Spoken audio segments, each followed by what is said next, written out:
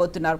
West బెంగాల్లో ఏం జరిగింది? వెస్ట్ బెంగాల్లో మమతా బెనర్జీ వర్సెస్ నరేంద్ర మోదీ అన్నట్టుగా ఎందుకు అయింది? అక్కడ ఉన్నటువంటి మిలిటరీతో పాటుగా ఎలక్షన్ కమిషన్ మిగతా అన్నిటినీ ప్రభుత్వం మిస్యూజ్ చేసుకుంది. సెంట్రల్ గవర్నమెంట్ మిస్యూజ్ చేసింది. స్పెషల్ ఇంటెన్సివ్ రివిజన్ ఎస్ఐఆర్ని తీసుకొచ్చిన తర్వాత ఓటర్ల తొలగింపు కావచ్చు, లేకపోతే వాళ్ళకి ఇన్ఫర్మేషన్ ఇవ్వద్దు, వారిని తరిమి వేయండి, రాష్ట్రాల్లో ఎంటర్ అవ్వకుండా చూడండి అంటూ మమతా బెనర్జీ చేసినటువంటి కామెంట్స్, వీటన్నిటి తర్వాత వెస్ట్ బెంగాల్లో ఉన్నటువంటి ఫలితాలు ఏం చెప్తున్నాయి, ఎలాంటి సంకేతాలు, ఎలాంటి మెసేజ్ని అందిస్తున్నాయి? మనతో పాటుగా ఉన్నారు సోషల్ అనలిస్ట్ మురళీ మనోహర్ గారు. హలో అండి, నమస్తే. నమస్తే. సో ఫస్ట్ ఎలా ఉన్నారు?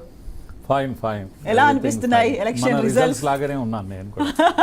చాలా ఆనందంగా ఉన్నారా? ఎక్సైటెడ్ గా ఉన్నాను. ఎక్సైటెడ్ కూడా ఉన్నాను. తమిళనాడు చూశాక మరీ ఎక్సైటెడ్ గా. ఎందుకు అలా తమిళనాడులో అంత ఎక్సైట్మెంట్ ఏమనిపించింది? అంటే తరతరాల ద్రవిడ్ పాలిటిక్స్ పక్కకు పెట్టేసి కొత్త తరం ఏమంటాం పాలన కోరుకుంటున్నట్టు కనిపిస్తుంది ప్రజలు. కాకపోతే విజయ్ అలాంటి మైండ్ సెట్ తో ఉండడు, కొత్తగా ఉంటాడని మీరు ఎందుకు అనుకున్నారు? అంటే జంజీకి కనెక్ట్ అయినటువంటి వ్యక్తి ఒకటి. తర్వాత ద్రవిడ్ పాలిటిక్స్ ను పెద్దగా తెలియని వ్యక్తి ఆయన. కనుక నేను అనుకుంటున్నాను తమిళ్ పీపుల్ ఫెడప్ అయిపోయారేమో ఈ డిఎంకే ఎన్నాళ్ళు ఇంకా కొద్దిగా. అయితే తమిళ్ పీపుల్కి ఒక ఇది ఉంటుంది, సినిమాను ఇష్టపడతారా అని.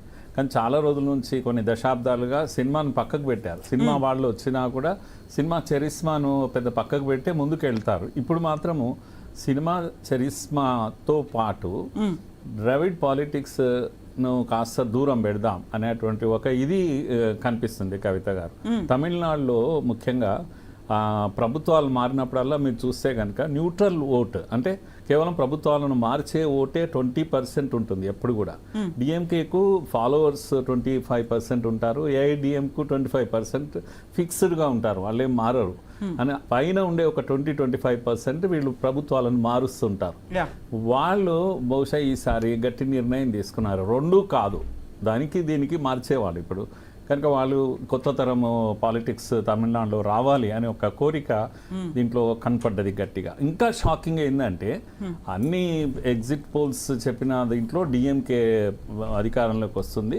అది టీవీకే సహాయం లేకుండానే అనేది మాత్రమే ఒక ఇది ఉండేది. ఇప్పుడు అవన్నీ పోయినా డిఎంకేనే వెనకబడ్డది పూర్తిగా. థర్డ్ ప్లేస్ లో ఉన్నట్టుగా చెప్తున్నారు. యాంటీ ఇన్కంబెన్సీ ఎంత గట్టిగా ఉంది అంటే మీరు వద్దు మొర్రో అని. ఎట్లయితే ఇక్కడ కేసీఆర్ను ఎన్నన్నా ఇవ్వండి స్కీమ్స్, మీరొద్దు మాకు అనే ఒక చేంజ్ కావాలి అని తెలంగాణలో ఎట్లా అంటే ఇది ఉందో ఈరోజు తమిళనాడులో అదే కనబడుతుంది. ఆయన చాలా స్కీమ్స్ ఇచ్చారు. నిజంగా అయితే ఇక్కడ టీఆర్ఎస్ ఎన్ని స్కీమ్స్ ఇచ్చిందో అంతకు మించి ఇచ్చాడు ఆయన.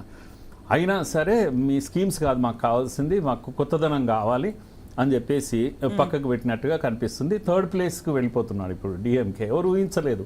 ఉదయం వెళ్ళి వాళ్ళ నాన్న మెమోరియల్ దర్శనం చేసుకువచ్చాడు. ఎప్పుడెప్పుడు పెద్ద పనులు ఏదైనా చేసేది ఉంటే ఆయన ఆ పని చేస్తాడు, తప్పకుండా అధికారంలోకి వస్తున్నా అనేటువంటి ఒక విశ్వాసం కనపడ్డది ఆయన మార్నింగ్ వెళ్ళినప్పుడు. మెమోరియల్ దగ్గరికి వెళ్ళి వచ్చాడు.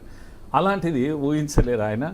టేబుల్స్ టర్న్ అయిపోయినాయి, పూర్తి థర్డ్ ప్లేస్కి వెళ్ళిపోయాడు. చూడాలి ఇప్పుడు బహుశా టీవీకే నేను అనుకుంటాను సొంతంగానే అధికారంలోకి వచ్చేటువంటి ఒక ఇది కనిపిస్తుంది. ఇవన్నీ కొంచెం ఎర్లీ ట్రెండ్స్ అయినప్పుడు కూడా కొంతమంది ఏమో ఇక్కడ ఉన్నటువంటి నేషనల్ మీడియా కావచ్చు, అక్కడ వస్తున్నటువంటి ట్రెండ్స్ అనాలిసిస్ని బట్టి చూస్తే ట్రిపుల్ డిజిట్ మార్కును కూడా దాటింది టీవీకే అని చెప్పినప్పటికి కూడా ఇక్కడ హిందుస్థాన్ టైమ్స్ చెప్తున్న దాన్ని బట్టి చూస్తే డిఎంకే ప్లస్ కాంగ్రెస్ అలయన్స్ ఇప్పటికి కూడా లీడింగ్లోనే ఉంది. 66 స్థానాల్లో లీడింగ్లో ఉంది.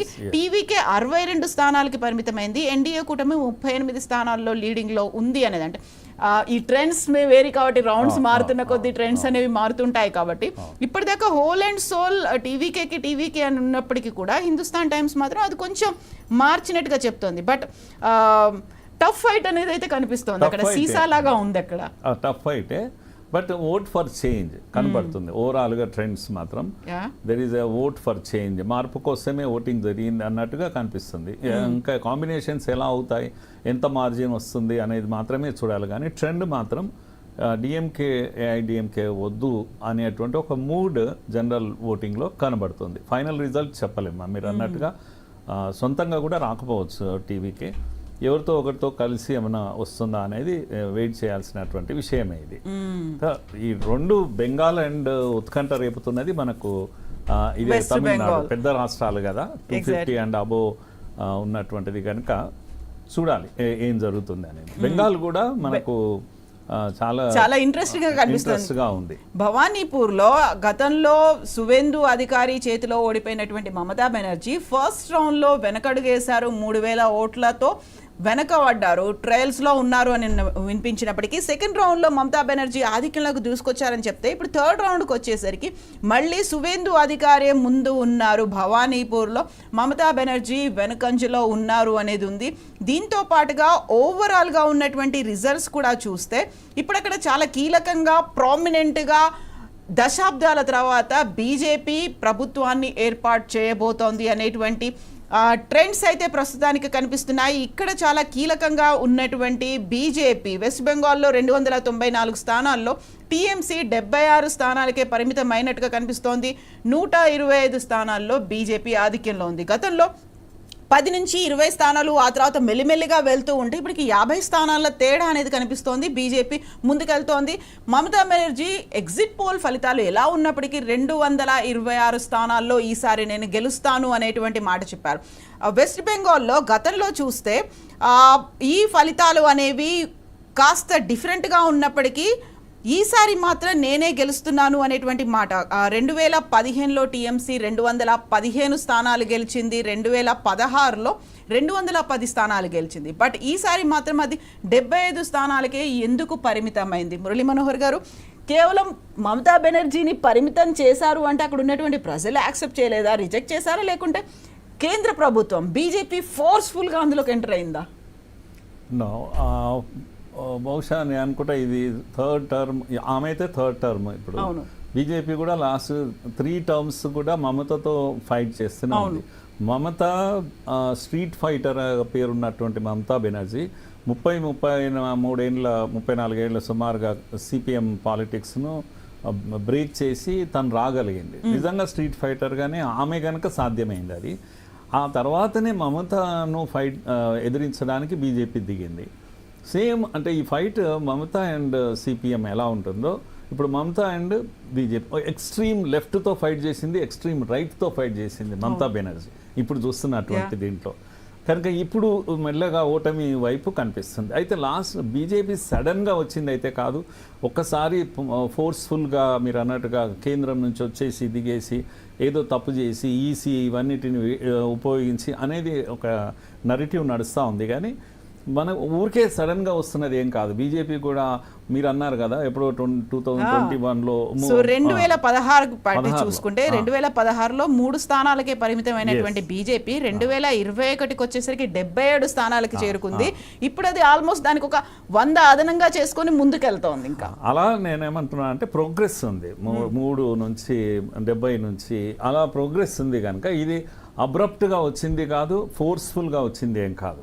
ఫైట్ చేస్తూ ఓపిక్గా, ఇదొక్కటే రాష్ట్రంలో కాదు అనేక రాష్ట్రాల్లో చూడలేము ఇక్కడ బీజేపీని మనము అనుకున్నటువంటి రాష్ట్రాల్లో ఈరోజు పవర్లో ఒరిస్సా ఉంది ఉదాహరణకు, ఒక్క రోజులో వచ్చింది కాదు. నితీష్ వారు ఎవరు బిజు పట్నాయక్ ఉండేవారు కదా, ఆయన చాలా ఫెయిర్ పాలిటిక్స్ ఉన్నటువంటి వ్యక్తి. కానీ మెల్లమెల్లగా ఆయనతో ఫైట్ చేస్తూ అధికారంలోకి వచ్చారు. ఎన్నడూ రాదనుకున్న అనేక రాష్ట్రాల్లో బీజేపీ చాలా ఓపిక్గా 3 టర్మ్స్ 4 టర్మ్స్ ఫైట్ చేస్తూ వచ్చింది. కానీ ఒక ప్లాన్గా వస్తుంది. అంతటా కూడా తన క్యాడర్ను నిర్మాణం చేసుకుంటూ రాష్ట్రంలో నరేటివ్స్ కూడా నిర్మాణం చేసుకుంటూ, ఇప్పుడు బెంగాల్లో నరేటివ్ అంతా ఏంది అంటే అక్రమ చొరబాటుదారులు, వీళ్ళకి ప్రొటెక్షన్ కలిగిస్తున్నారు, ఇలాంటి నరేటివ్ అంతా కూడా నిజమని తేలుతూ ఉంది. కనుక బీజేపీ ప్రోగ్రెస్ అవుతుంది ఇప్పుడు. కనుక అబ్రప్ట్గా వచ్చింది కాదు, ఫోర్స్ఫుల్గా వచ్చింది ఏం కాదు. కాకపోతే లాస్ట్ 2 టర్మ్స్లో మమతా బెనర్జీ 200 బలంతో ఉన్న బెనర్జీ ఎందుకు తగ్గుతూ వస్తుంది అని అంటే తను చెక్ చేసుకోవడం లేదు ఎక్కడ కూడా. ఇప్పుడు ఆర్జీ కార్ లాంటి సంఘటన, మెడికల్ కాలేజ్లో జరిగినటువంటి దుర్ఘటన, అది తాను ప్రజెంట్ చేయడంలో తప్పుగా ఉంటే అయిపోతుంది కదా, వాళ్ళని రక్షించే ప్రయత్నం చేసినట్టుగా కనపడ్డది ఆమె. మహిళ ఈ సందేశ్ ఖాళీ ఇన్సిడెంట్వి కొన్ని ఉన్నాయి. అక్కడ కూడా తప్పును తప్పుగా అంగీకరిస్తూ ముందుకెళ్తే ఆమెకి ఏ ప్రాబ్లం ఉండేది కాదు. ఇలా కొన్ని తప్పులు చేస్తూ, ఉదాహరణకు ఈడీ వచ్చేసింది. ఈడీ వస్తే తనకు సంబంధం లేని ఆ ఎలక్షన్ ఏజెన్సీ దగ్గరికి వెళ్ళినప్పుడు తాను స్వయంగా వెళ్ళడం, ఒక ముఖ్యమంత్రిగా వెళ్ళి ఈడీని ఆపేయడం, ఫైల్ ఎత్తుకుపోవడం, ఇదంతా దీన్ని ఏమంటారు, అంత ఒక ముఖ్యమంత్రి హోదాకు అది తగదు. కనుక కళ్ళకు కనిపిస్తున్న పిక్చర్ ఏదైతే ఉందో, మమతా బెనర్జీ మొండిగా పోతుంది, తెగించిపోతుంది, తప్పు చేస్తుంది అనేది ప్రజలను ఆకర్షించింది. ఆమె ఓపెన్